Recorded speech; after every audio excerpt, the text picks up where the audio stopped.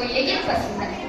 जगज्जालपालं खरत्खण्डमालं शरच्चन्निपालं महादैत्यकालं नमो नीलकायं दुरावारमायं सुमत्मासहायं भजेऽहं सदा भूनिवासं गरत्पुष्पहासं जगत्सन्निवासं सदा दिव्यहासं गदाचक्रलश्च पतत्तिहवश्च कचच्चानुवक्रं भजेऽहं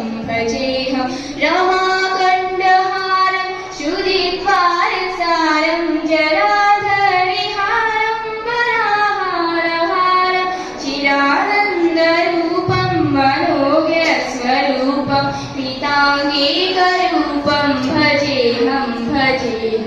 जराजन्महीनं परानन्दपीनं समाधानहीनं सदैवानहेनं जगज्जन्महेतुं सुरानीकहेतुं त्रिलोकैकसेतुं भजेऽहं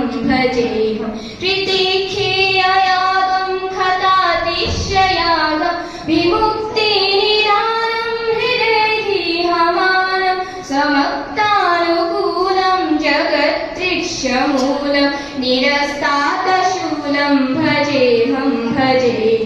समस्तावरेशं गिरिपाकलेशं जगद्भिम्यदेशं हृदयदिक्षदेशं सदा दिव्यदेहं विमुक्ताखिलेहं सवैकुण्डकीहं भजेऽहं सुरानीवलिष्टं त्रिलोके वरिष्ठं गुरूणां गरिष्ठं स्वरूपे गरिष्ठं सदा युद्धवीरं महावीरवीरं भवाम्भूनिवीरं भजेऽहं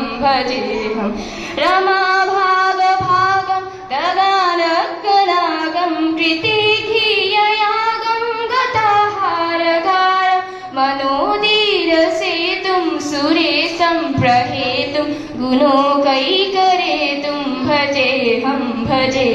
धन्यवाद।